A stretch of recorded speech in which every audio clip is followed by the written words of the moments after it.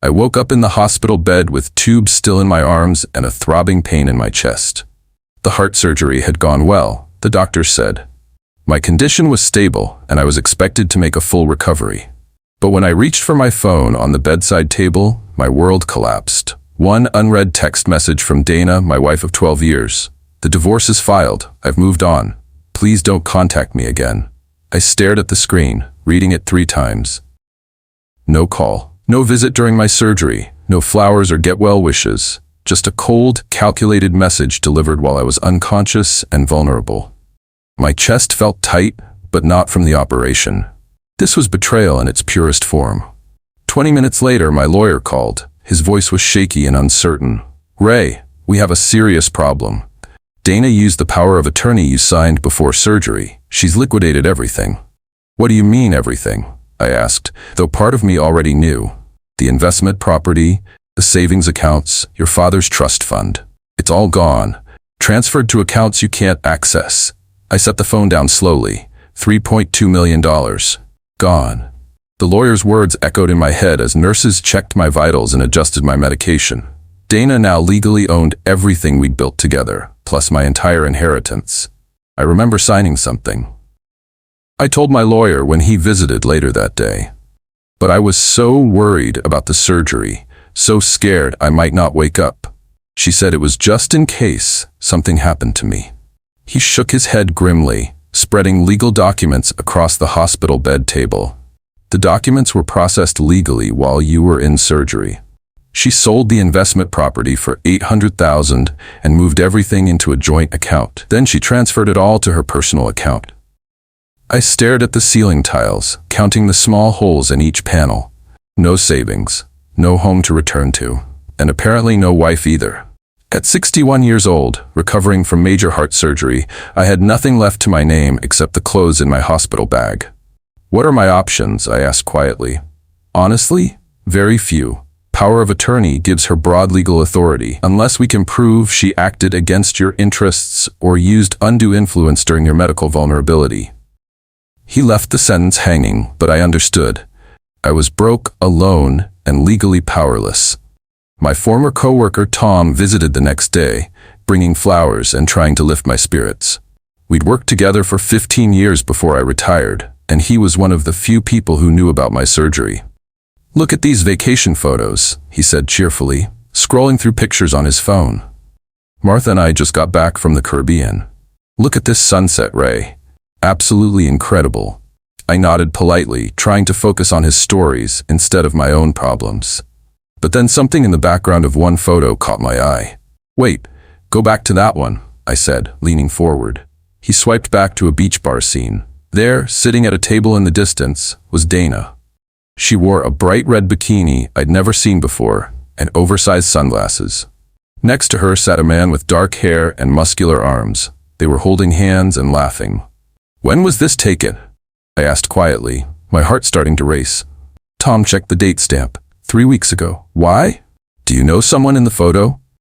3 weeks ago, Dana told me she was visiting her sister in Oregon. She said she needed space before my surgery because hospitals made her nervous and she wanted to clear her head. I believed her completely.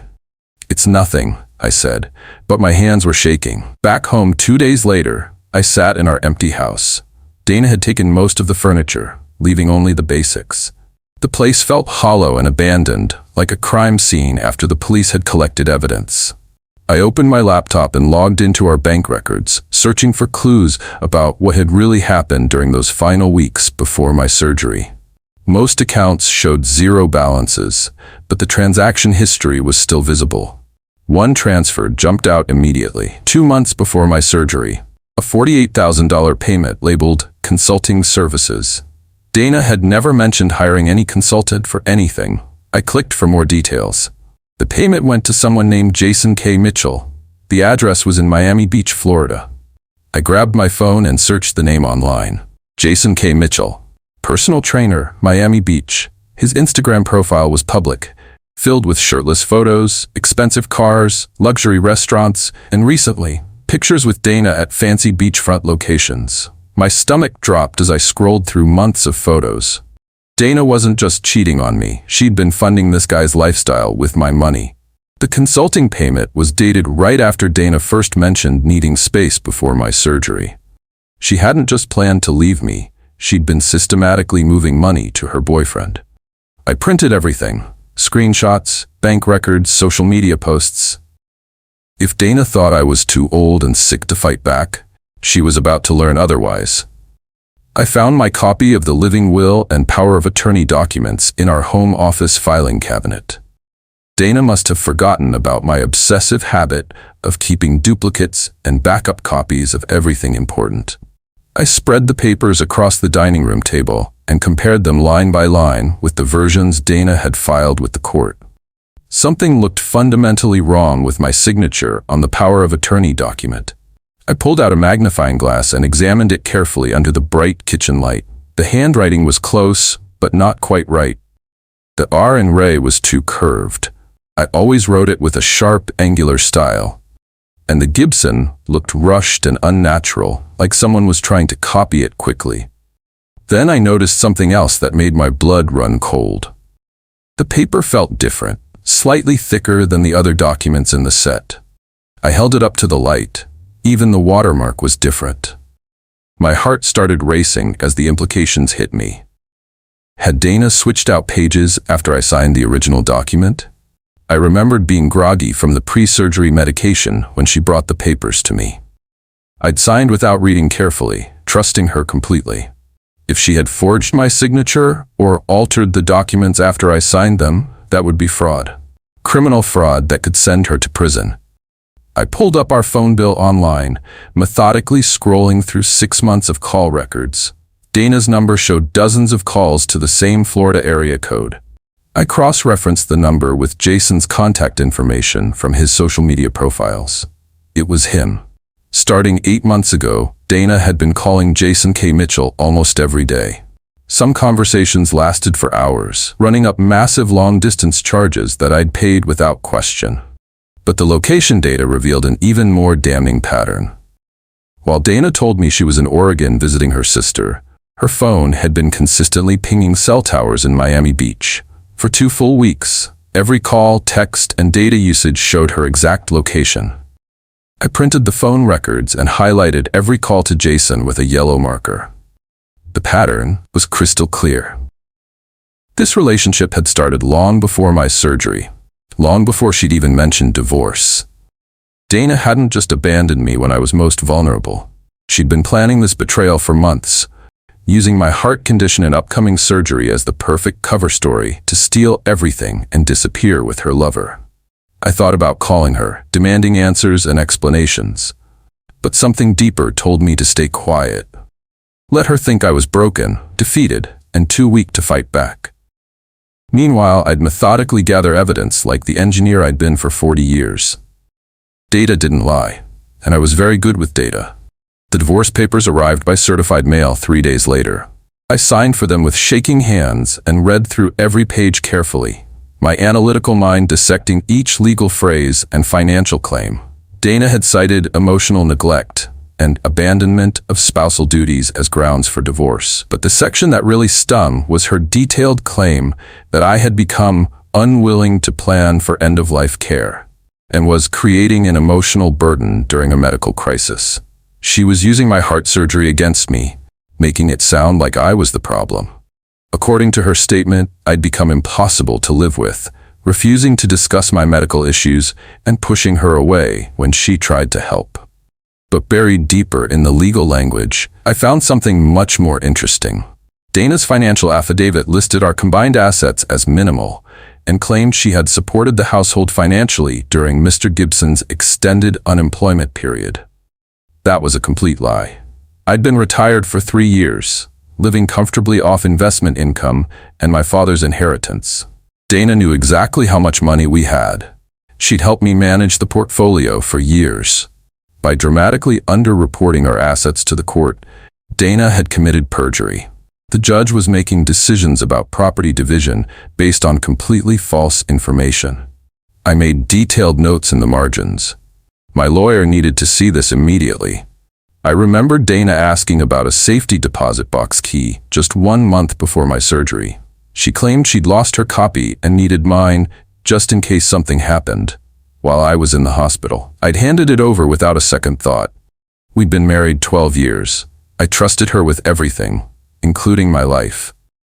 Now I drove to the bank with a growing sense of dread, my hands gripping the steering wheel tighter than necessary. The safety deposit box contained important documents, some family jewelry, stock certificates, and backup copies of financial records. The bank employee led me down to the vault and inserted both keys. I lifted the metal box with trembling hands and opened it on the small table. It was almost completely empty. Gone were the stock certificates worth over $400,000. Gone were the property deeds to our cabin and investment property. Gone were my father's war medals and Dana's grandmother's jewelry collection. Everything valuable had been systematically removed. But at the bottom of the box, forgotten or overlooked in Dana's haste, was a small USB drive. I recognized it immediately. I'd made backup copies of all our important financial documents, tax returns, and legal papers. Dana had taken the originals, but she'd missed the digital copies. Maybe that USB drive would contain something useful for building my case. I slipped it into my pocket and walked out of the bank, feeling like a detective who'd just found a crucial piece of evidence. Back home, I plugged the USB drive into my laptop and opened the file directories. Folders full of tax documents, bank statements, insurance policies, and scanned legal forms going back 5 years. One folder was labeled Estate Planning Original Documents. Inside, I found the original power of attorney document I'd signed, along with several other estate planning papers. I opened them side by side with the versions Dana had filed with the court. They were completely different documents. The original power of attorney I'd actually signed gave Dana limited authority only for specific medical decisions if I became incapacitated. The version she'd filed with the court gave her complete, unlimited control over all financial assets, property transfers, and legal decisions. She had literally replaced the pages after I signed the original, creating an entirely new document with forged signatures. I also found copies of the trust documents for my father's $3.2 million inheritance. Dana wasn't listed as a beneficiary anywhere in the original paperwork. She had absolutely no legal right to that money. I sat back in my chair, staring at the evidence glowing on my computer screen. Dana hadn't just cheated on me or even stolen from me. She'd committed multiple felonies: fraud, forgery, identity theft, and grand larceny. But I needed professional help to build a bulletproof case. This was much bigger than I could handle alone. I picked up my phone and searched for private investigators in the area. The private investigator's name was Linda Chen. She came highly recommended by my lawyer and had 20 years of experience in financial fraud cases. I need to know exactly what my wife was doing for the last 3 months, I told her during our first meeting. I have some evidence of document fraud, but I need the complete picture of her activities. Linda nodded thoughtfully, taking notes as I explained the situation. Financial betrayal cases like this are more common than you'd think. People assume their spouse won't fight back, especially after serious medical issues. They get sloppy and overconfident. She quoted me a reasonable daily rate for a comprehensive investigation. Background check on Jason, complete timeline of Dana's activities, financial trail analysis, and verification of all suspicious transactions. One thing you need to understand, Linda said firmly. We document everything through legal channels. No breaking into accounts, no illegal surveillance, no questionable methods. If we're going to court with this evidence, everything has to be completely admissible. I appreciated her professional approach. I didn't want revenge or vigilante justice. I wanted the legal system to work properly. How long will a full investigation take? Give me 2 weeks for the initial report. If there's evidence to find, I'll find it. But I have a feeling your wife left quite a trail. After she left, I felt genuinely hopeful for the first time since waking up in that hospital bed. I wasn't helpless. I was just getting started. Linda called exactly 2 weeks later with urgency in her voice. Can you meet me for coffee this afternoon? I have a comprehensive report, and you need to see this immediately. We met at a quiet diner downtown where Linda slid a thick manila folder across the table, along with a laptop computer. Jason K. Mitchell isn't a consultant of any kind, she began. He's a personal trainer who specifically targets wealthy older women, going through difficult life transitions. Dana isn't his first victim. She showed me photographs of Jason with 2 other women, both recently divorced, both over 50. One had filed a police report claiming he'd convinced her to transfer over $300,000 to his accounts before disappearing completely. Dana met him at her gym 6 months ago. They've been living together in a Miami Beach condo for the past month. The property was purchased in cash for $600,000, traced directly back to your liquidated inheritance money. My jaw tightened as I processed this information. $600,000 of my father's money, spent on a love nest for my wife and her criminal boyfriend. There's much more, Linda continued, opening her laptop. Jason has an extensive criminal record, multiple fraud convictions, identity theft, forgery. He served 18 months in Florida State Prison and was released just 8 months ago. She showed me bank records documenting transfers from Dana's account to Jason's personal accounts. Over $200,000 in just 2 months. Your wife thought she was being clever, but she picked the worst possible person to run away with. I moved into a small, furnished apartment across town while my lawyer reviewed Linda's investigation report and the USB evidence. It was a humble place, but it was all I could afford now. At 61 years old, starting over with nothing felt surreal and terrifying. But I wasn't really starting with nothing. I had something much more valuable than money. I had evidence, documentation, and the cold determination of a man who'd been systematically betrayed. My lawyer's entire demeanor shifted after reviewing Linda's findings and the original documents from my USB drive. His earlier pessimism transformed into cautious optimism. "This changes everything significantly," he said, spreading papers across his conference table. "Forged signatures, altered legal documents, undisclosed assets, perjury in court filings, criminal conspiracy. We can definitely work with this." He began preparing a comprehensive civil lawsuit for asset recovery, fraud damages, and elder abuse. It won't be quick or simple, but if we're methodical and thorough, we have an extremely strong case. I nodded approvingly. I'd spent 40 years as an engineer, solving complex problems through systematic analysis. Methodical was exactly my specialty. What about criminal charges against Dana and Jason? That's ultimately up to the district attorney's office, but with this level of evidence and documentation, they'll definitely be interested in prosecution. For the first time in weeks, I slept soundly through the entire night. During his detailed review of all financial documents, my lawyer discovered something crucial that Dana's attorney had completely missed. In her mandatory financial disclosure for the divorce proceedings, Dana had failed to declare an offshore annuity I'd established in 2016. It was a perfectly legal retirement fund designed to mature when I turned 65. But because Dana hadn't listed it in her court filings, she'd committed yet another act of fraud. She was legally required to disclose all marital assets, my lawyer explained. By deliberately hiding this annuity, she's violated both court orders and federal financial disclosure laws. The annuity was currently worth $480,000 and growing. More importantly, Dana didn't even know it existed. I'd set it up independently through my financial advisor. "Can we access those funds for legal expenses?" "It's solely in your name."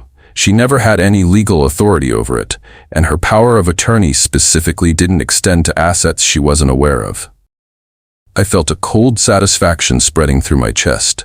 Dana had been so focused on stealing everything she knew about, she'd completely missed the bigger prize. And now her own greed and dishonesty had become additional evidence against her. "Let's file a motion to recover all assets immediately," I said. "Are you absolutely sure? Once we file this lawsuit, there's no going back. This becomes a very public legal battle." I thought about Dana's text message, her months of lies, Jason spending my father's hard-earned money. I'm completely sure. My estate planner had built an automatic beneficiary protection clause into several accounts that even I had forgotten about over the years. If the primary account holder became medically incapacitated, certain assets would be automatically protected from any power of attorney authority. The clause had triggered the moment I was admitted for surgery. Without realizing it, Dana had lost legal access to the annuity and 2 other protected accounts the instant I went under anesthesia. It's an obscure legal protection that most people don't know exists, my lawyer explained. Dana's attorney certainly didn't catch it during their review. So while Dana had successfully stolen $3.2 million from obvious accounts, she'd completely missed the $480,000 that remained legally and exclusively mine. It wasn't everything I'd lost, but it was enough to fund a serious legal counterattack. We'll use these protected funds to finance the entire legal battle, I decided. Dana wants to play hardball with forged documents and criminal conspiracies. Let's show her what real hardball looks like. My lawyer grinned for the first time since taking my case. Now you're thinking like someone who actually wants to win. I felt something I hadn't experienced in months, genuine power. Dana had made one crucial mistake in her master plan. She'd dramatically underestimated the man she'd betrayed. The court filing was comprehensive and devastating. Asset concealment, undue influence during medical vulnerability, forged legal documents, perjury, conspiracy to commit fraud, and elder abuse. My lawyer had constructed a legal fortress built entirely on documented evidence. The judge will review our initial filing and decide whether to grant an expedited hearing, he explained. Given the clear evidence of fraud and the criminal elements involved, I expect we'll get fast-track treatment.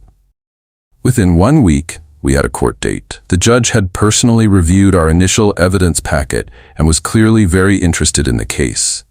I felt nervous but determined. This wasn't about getting rich or seeking revenge. It was about justice and holding criminals accountable for their actions. Remember, during testimony, my lawyer coached me, stay calm and composed, stick strictly to documented facts, and let the evidence speak for itself. Dana would finally have to face the consequences of what she'd done. No more hiding behind lawyers or fabricated excuses. The complete truth was about to come out in open court, and deep down, I suspected Dana already knew her perfect crime was about to fall apart completely. Dana's panicked phone call came at midnight on a Tuesday. I almost didn't answer the unknown number, but curiosity and a desire to hear her voice won out. "Ray, we need to talk immediately." Her voice was shaky and desperate, completely different from the confident woman who divorced me by text message. "This lawsuit is absolutely crazy. Can't we work something out like reasonable adults?" I said nothing, letting the silence stretch between us. "I know you're angry about everything, but think about this rationally. Legal battles are incredibly expensive and take years to resolve. We could just settle this quietly and move on with our lives." Still complete silence from me. "Ray, are you there? Please say something." "I'm here," I said calmly. "So, can we meet somewhere and discuss this like mature people? Maybe over dinner?" "No," I said quietly. "I'll see you in court, Dana." I hung up immediately. 5 minutes later, she called again. I didn't answer. She called 6 more times that night, leaving increasingly desperate voicemails. I listened to none of them. The silence scared her far more than anger or threats would have. Good, let her panic and wonder what evidence I had, what I was planning, how much I really knew. For months, Dana had held all the power in our relationship. Now the tables were turning dramatically. Linda called with urgent breaking news. "Jason's gone. He cleaned out Dana's remaining accounts and disappeared completely. She's essentially broke now." According to Linda's law enforcement sources, Jason had learned about the asset freeze and pending criminal investigation from news of the court proceedings. He'd withdrawn $50,000 from Dana's personal account and vanished overnight. Dana's been calling his phone constantly for 3 days straight. She even filed a missing persons report with Miami Beach police, but they're treating it as a domestic dispute. I almost laughed out loud. Dana had stolen millions from me, only to have her stolen money stolen from her by a career criminal with multiple fraud convictions. An hour later, my phone rang. Dana was crying hysterically. "Ray, I made a terrible mistake. Jason's gone, and he took everything. You were completely right about him from the beginning."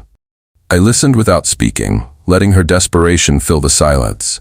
"Maybe we can work this out between us. I know I hurt you badly, but we were good together once. Remember our anniversary trip to Venice? We were so happy." Her voice was desperate and pleading. The confident woman who'd texted me about divorce while I was unconscious had completely disappeared. "I never stopped loving you," she whispered through tears. I hung up without saying a single word. Dana's court deposition was a complete disaster.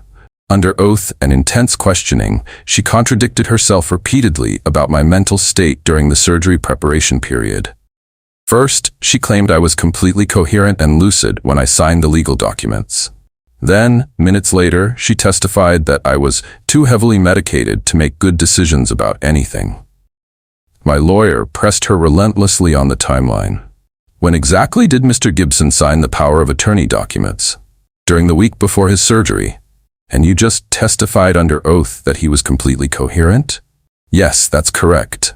But the medical records clearly show he was heavily sedated with multiple medications that week. How do you reconcile that contradiction?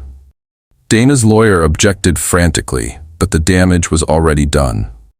She'd been caught in a blatant lie under oath. During the lunch break, Dana's attorney approached mine privately. "My client is very interested in reaching a reasonable settlement agreement." "Not interested," my lawyer replied firmly. "We're taking this all the way to trial." Dana looked shocked when her lawyer delivered the news. She'd clearly expected me to fold under pressure and accept some minimal settlement. Instead, I was just getting started with my legal offensive. The medical records were absolutely devastating for Dana's legal position. My cardiac surgeon testified that I'd been on heavy pain medication, anti-anxiety drugs, and sedatives the entire week before surgery. Mr. Gibson was in no condition whatsoever to make complex financial decisions, the doctor stated clearly. He was experiencing medication-induced anxiety, disorientation, and significant short-term memory issues. The judge carefully reviewed the prescription records and looked increasingly troubled. "Miss Gibson, you had your husband sign major legal documents while he was medically impaired and vulnerable?" Dana's lawyer tried desperately to object, but the medical evidence was completely overwhelming and undeniable. Then we introduced the handwriting analysis expert. The forensic specialist testified that my signature on the power of attorney had definitely been forged. The pressure, angle, and letter formation are completely inconsistent with Mr. Gibson's established writing patterns. Someone clearly attempted to copy his signature, but the subtle differences are obvious under microscopic analysis. Dana went visibly pale as the expert displayed enlarged comparisons on a courtroom screen. Her perfect crime was unraveling systematically in front of everyone, including the judge and jury. The formal trial began on a rainy Tuesday morning in October. I wore my best navy suit and sat quietly while my lawyer presented our methodically prepared case. The evidence was absolutely overwhelming. Forged signatures, altered legal documents, hidden assets, deliberate medical impairment exploitation, perjury, and criminal conspiracy. Every piece of evidence built logically on the previous revelations. When I testified, I spoke calmly and precisely, explaining how Dana had systematically taken advantage of my illness and exploited my complete trust in her. "I loved my wife unconditionally," I said, looking directly at the jury. "I never suspected she was capable of this level of betrayal and criminal behavior." Dana's testimony was emotional, but completely inconsistent with documented facts. She cried dramatically, claimed she'd been confused and scared, insisted she'd never intended to hurt me. But the evidence spoke much louder than tears and emotional manipulation. The handwriting expert repeated his devastating findings. The medical expert confirmed my documented impairment. Linda testified about Jason's extensive criminal background and Dana's systematic deception. By the end of the second day, even Dana's experienced lawyer looked completely defeated. The judge's ruling was swift and absolutely decisive. The fraudulent power of attorney was voided retroactively. All asset transfers were declared illegal and fraudulent. Miss Gibson deliberately took advantage of her husband's medical vulnerability to steal his inheritance, the judge stated firmly. This represents exactly the kind of elder abuse and exploitation these laws were specifically designed to prevent. Dana was ordered to repay everything immediately, plus interest and penalties. The Miami condo would be sold to satisfy the judgment. She was also fined heavily for perjury and multiple court sanctions. "Mr. Gibson, I'm deeply sorry this happened to you. The court awards you full recovery of all assets plus legal fees, damages, and punitive awards. Dana burst into tears and covered her face with her hands. Her lawyer patted her shoulder sympathetically, but there was absolutely nothing more he could do legally. I felt no satisfaction or triumph, only profound relief. Justice had finally been served through the proper legal system. With all her assets frozen by court order and Jason long gone with her remaining cash, Dana couldn't possibly pay the massive court judgment. The Miami Beach condo was foreclosed and sold within 6 weeks. She'd gone from millionaire to completely broke in less than 1 year. The money she'd stolen was gone, spent on Jason and luxury living. Now she faced bankruptcy, financial ruin, and potential federal criminal charges. I received regular updates through my lawyer. Dana had moved back to her elderly mother's house in rural Ohio. She was working at a retail clothing store, trying desperately to rebuild her destroyed life. Part of me felt genuine sympathy for her situation. But then, I remembered the text message, the systematic betrayal, the months of elaborate lies while I trusted her completely. She'd made her choices deliberately and methodically. Now she had to live with the consequences of those criminal decisions. I quietly reopened my father's trust fund and transferred all the recovered money into secure, diversified investments. I paid my legal fees in full and purchased a modest house in a peaceful neighborhood. There was no celebration, no victory party, no public gloating. Just the simple, quiet satisfaction of justice accomplished through proper legal channels. I started volunteering at the local hospital, helping other elderly patients navigate complex medical and legal decisions. Too many vulnerable people were susceptible to exactly what had happened to me. "You're incredibly lucky you documented everything so thoroughly," one patient told me gratefully. "Most people trust their families completely and never keep backup records." "Trust, but always verify," I replied. It was a painful lesson I'd learned too late, but not too late to help protect others. My new life was quieter, simpler, and much more careful about trust. But it was completely honest and authentic. Dana's letter arrived on a Tuesday morning, with no return address, but I recognized her distinctive handwriting immediately. She didn't apologize for anything she'd done. Instead, she blamed me for completely destroying her life and claimed I'd forced her to take desperate measures by being emotionally unavailable and neglectful. Even while facing bankruptcy and potential federal prison time, Dana couldn't accept responsibility for her own criminal choices and deliberate actions. I read the bitter letter once, then placed it carefully in a file drawer with all the other legal documents from the case. Evidence, if I ever needed it again for any reason. I didn't respond to her letter. There was absolutely nothing left to say between us. Today I finished updating my comprehensive estate plan with completely ironclad legal protections. No power of attorney can override the new safeguards. No one can manipulate or exploit me again. My lawyer smiled broadly as we signed the final documents. This is absolutely bulletproof. Anyone who tries to take advantage of you will hit an impenetrable legal wall. I thought about Dana's confident text message that terrible morning in the hospital recovery room. How certain she'd sounded. How absolutely convinced she was that I'd never fight back or challenge her actions. She'd seen a sick, trusting old man and assumed I'd be easy prey for her criminal scheme. She'd calculated everything carefully except one crucial factor. I'd spent 40 years as a professional engineer, systematically solving complex problems and meticulously documenting every solution. Dana had no idea I kept backup copies of everything important. She had no idea about the hidden annuity or protected accounts. She had no idea I'd fight back with patience, evidence, and unwavering determination. She thought she'd won permanently because I was quiet and seemed defeated.